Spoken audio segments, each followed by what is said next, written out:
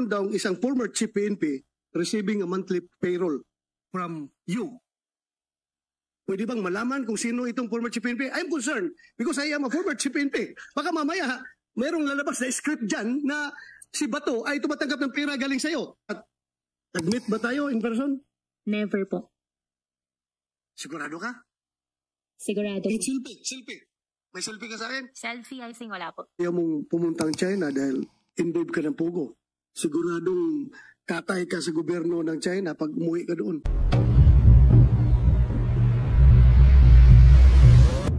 I was entertaining some conspiracy theorists putting forward the theory na itong si Alice Go ay posibleng isang sleeper cell agent ng China na pinadala dito sa ating bansa. Well, yun nga kaya ko tinanong kung gusto niyang next move niya from Indonesia is going home to China kasi the safest place for a sleeper cell agent is to go back home. Yung home base niya. Safe na safe siya doon sa China kung if indeed she is a state agent of China. Kaya nga tinatanong ko, so wala kang balak pumuntang China? Wala po, before po nangyari po yung sa Indonesia po, nag-uusap na po kami na consider ko po talaga na ang next move ko po ay babalik po ako dito sa Pilipinas. At saka sigurado. Senator De La Rosa, bago kayo magpatuloy, acknowledge ko lang yung pagdating ni Senator Bong Revilla na kasamang magtatanong sa susunod. Thank you. Senator De La Rosa. Kaya siguro ayaw mong pumuntang China dahil involved ka ng pugo. Siguradong tatay ka sa gobyerno ng China pag umuwi ka doon. Dahil galit na galit ang gobyerno ng China against pugo. Am I correct? Sen, hindi po ako involved po sa Pogo. At in fact, yung tatay ko po nasa China po ngayon. Kung kami po... Wait, you like it or not? Okay. Kung kami po ay involved po sana po, hindi naman po, tama naman po kayo na galit po ang Chinese government po sa Pogo. And I galit think, nga. Kaya kung pupunta ka ng China, talagang katay ka doon dahil galit na galit ang Chinese government sa Pogo. Hindi po yan ang reason kung bakit di pa ako pupunta ng China. Ang reason ko po, babalik po ako dito sa Pilipinas at magpapaliwanag ako dito at haharapin ko po kung ano man po yung mga aligasyon po. Correct. But you cannot remove the fact that ikaw ay involved sa Pogo. Whether you deny it or not, kaming lahat dito naniniwala talaga na involved ka sa Pogo. Kung mag-insist ka, you can tell it to the Marines, not to the policeman. Okay. Next question. Merong sinabi si General, wala pa ako dito kaya, General Villanueva, retired General Villanueva, na meron daw isang former chief PNP receiving a monthly payroll from you. Pwede bang malaman kung sino itong former chief PNP? I'm concerned because I am a former chief PNP. Baka mamaya, mayroong lalabas na script dyan na si Bato ay tumatanggap ng pera galing sa'yo. Wala pong ganun pong nangyayari. Sigurado ka? Sigurado po ako. Wala Kilala mo ba ako? Nakita ko po kayo in person nung andito na po sa Senate po. Before that, nag-meet ba tayo in person? Never po. Sigurado ka? Sigurado Kahit po. selfie. May selfie ka sa akin? Selfie, I think wala po. Kahit nag-cruise mo lang tayo sa isang mall, nakita mo ako. Hindi mo ako nakita sa isang Hindi mall? po. Sigurado ka? Sigurado po ako. Siguro ko lang dahil baka mamaya may lalabas na script dyan na ako yung former chief PNP na tumatanggap sa iyo ng pera. Laruin ko lang ito. So, General Gonzales, pwede malaman from you kung sino yung former chief PNP na sinasabi niyo na tumatanggap ng monthly payroll from Alice Go? Your Honor, I don't have any confirmation, but I'm sure you're not the one. I think so. Thank you. If I'm not the one. Yun lang, siniguro ko lang. Thank you, General Villanueva. Thank you for that information. Alice Go. Marami akong question, pero Madam Chair, pero baka...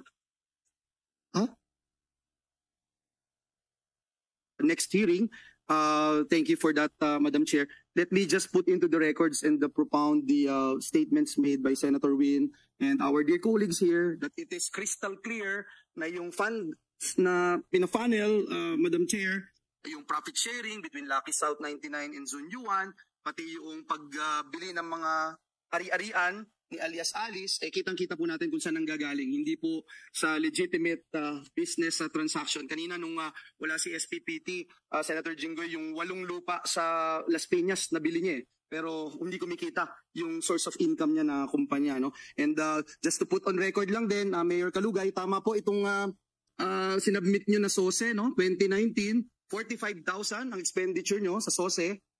Sinubmit nyo po ito sa COMELEC.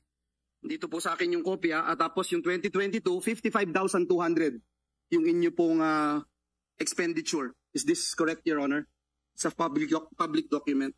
Opo, Your Honor. Okay. So, wala hong naniniwala dito sa amin na ito lang yung ginastos po ninyo. At last but not the least, gusto ko lang pong alamin sa PAOK dahil yung PAOK yung pinaka natutuwa tayong may nangyayari. Sila na lang yung tatanungin ko, Madam Chair.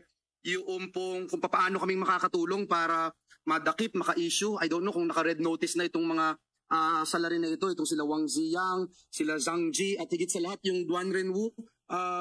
Yusek, nabanggit mo kasi dati na parang one of the bosses itong si Wang Ziyang. Ako may personal ako na pinagtutugma na parang ang talagang boss at kinatatakutan itong Duan Renwu dahil ito'y Chinese police officer, maraming mga tauhan na Chinese military officers na nandito na sa Pilipinas na sila yung nag-execute ng mga nais i-execute, whether it's kidnapping, torture, etc. So parang ang nagiging dating ho sa akin, no, and this is just my personal point of view, pagka nagpunta ho doon sa Batam, nagpunta sa Jakarta, nagpunta sa Singapore, nandun ho sumasama itong mga individuals na ito kay Duan Renwu. Kaya parang feeling ko, dito sila may takot, mayroong bearing. So I'm not sure, no, he's probably the big boss of all of this, or kung hindi man siya yung big boss, siya talaga yung kinatatakutan. So again, going back to my only question that I'd like to raise, ano yung pwede naming magawa, ano pa yung status kung paano natin madadakip itong mga ito, nasa red notice na ba sila, ano ba yung hinihintay para magawa po natin ito, dahil I think ito yung dapat nating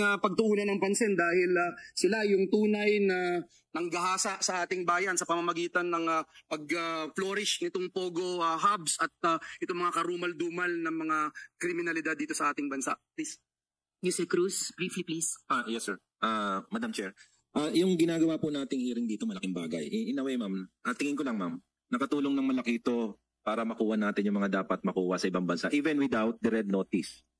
Kung mapansin nyo, ma'am, kinausap ko, ma'am, yung mga counterparts natin kasi nakikita nila, ma'am, yung bigat ng problema And even without the red notice, umaksyon sila. I think without the red notice. Pero kami, sir, on the part of those who are investigating the case, sir, Porac, Banban, and other Pogos, pinapile naman po namin yung mga kaso. Pero matagal talaga, ma'am, yung red notice. Kailangan magkaroon muna ng warrant bawat isa. Pero, ma'am, kung ganito kaingay at napapansin ng mga counterparts natin, on their own gumagalaw sila. We're expecting the warrant to come out anytime soon. Is that correct? We have filed cases already. But as of today, sir, puro blue notice lang tayo. Nakamonitor lang po sila lahat. But once the warrant comes out, sir, then we can get na yung red notice. Thank you. Salamat, Madam Chair. Salamat, Senator Joel. Last on the list for today, dapat sana si Senator De La Rosa unless gusto rin ninyong sa susunod na hearing na. But ngayon, Short lang. short. All right. You have the floor, Senator De La Rosa. Thank you, Madam Chair. Alis, si Wesley Go is your brother. Am I correct? Opo. Ngayon, there is an information na magkasama sila ni Wang Ziyang ngayon somewhere, kung nasa Hong Kong or sa Singapore ba. Are you comfortable with that information? Na magkasama silang dalawa? Sen, honestly, wala po akong idea po. Hindi ko po alam kung magkasama I'm sila. not asking about the idea. Okay, being your brother, itong si Wesley Go, komportable ka na magkasama sila ni Wang Ziyang doon sa ibang bansa? I assume po hindi pa sila magkasama. Hindi pa ako comfortable po. Ganting magkasama sila. Komportable ka, hindi? Hindi. May we know the reason why?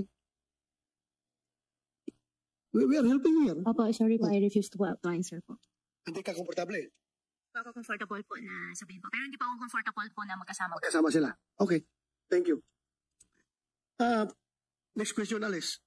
Kung hindi ka na-aristo sa Indonesia, anong next plan mo dapat?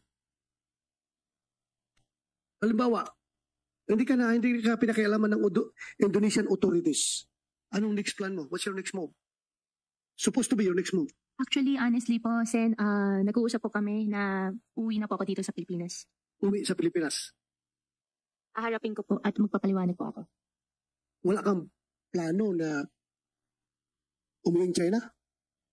Ang plano ko po ay bumalik po dito sa Pilipinas po. Dito po ako uuwi. How about China?